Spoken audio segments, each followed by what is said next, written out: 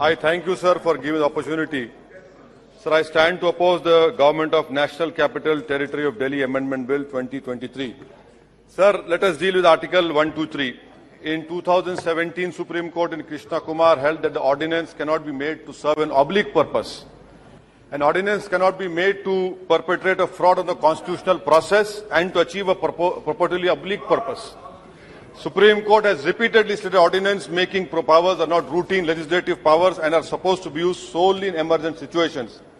The word that has been used by Supreme Court in terms of ordinance is necessity and immediate action, which indicate that ordinance making powers are not to be used on mere whims. This is what this government has done. The court held that where ordinance making powers is based on extraneous grounds and the purpose of ordinance was to perpetrate a constitutional fraud, the courts will interfere and strike down such ordinance. I hope that third time again you lose this case in the Supreme Court. What was this ordinance if not petty politics, sir?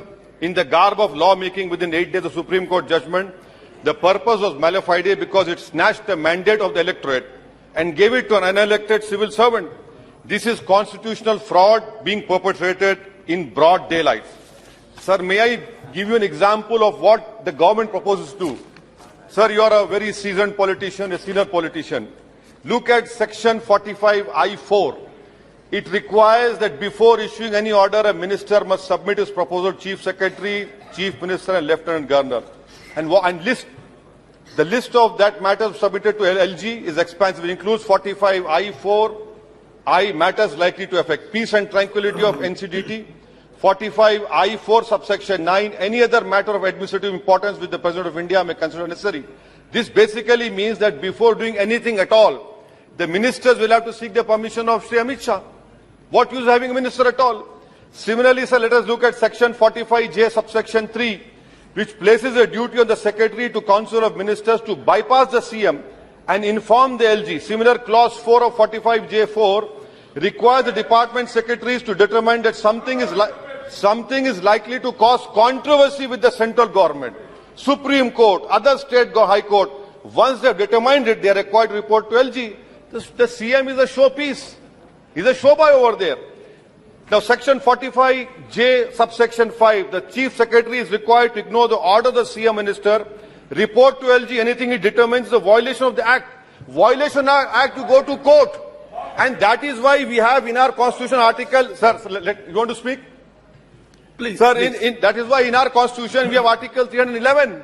Every legislator said that if a civil servant doesn't act in good faith, he is protected. But you are saying that, oh, if you should determine what is violation, then why do we have courts? Let us go close down the courts.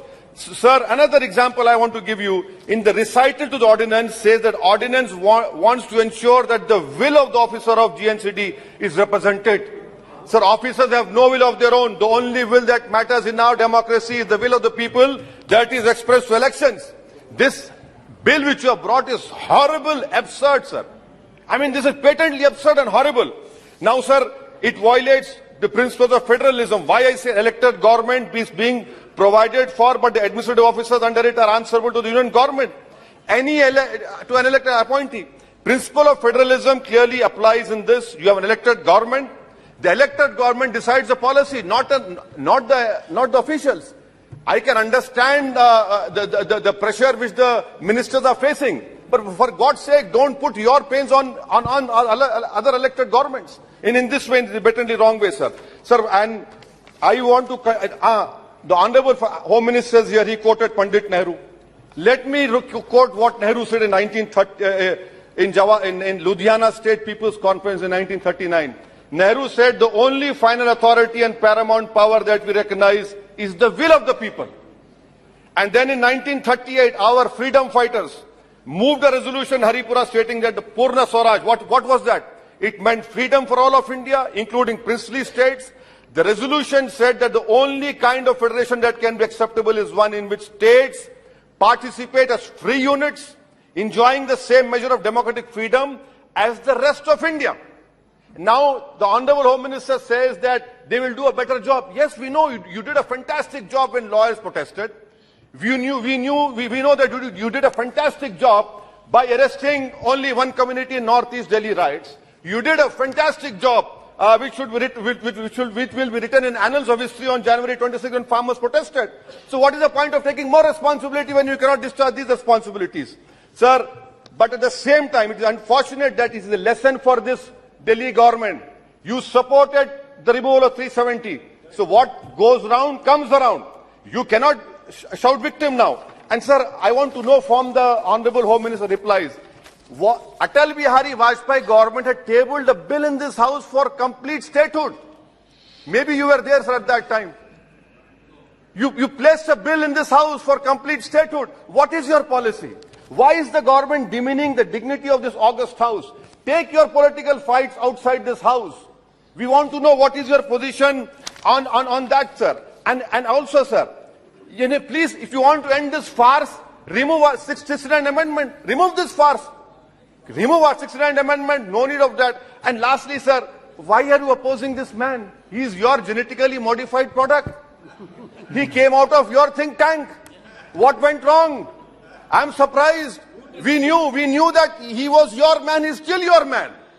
Ideologically, he's the more closest to you. Maybe you want to use him for some rainy day when you're not in power. But that is a different chapter, sir. So I conclude by saying that I oppose this unconstitutional bill which violates federalism, which is part of the basic structure of our constitution. This is completely wrong. It will, and moreover, I am warning all regional parties that day is not far when Bengaluru, Chennai, Hyderabad or Mumbai can become union territories. Let us be careful. Thank you, sir.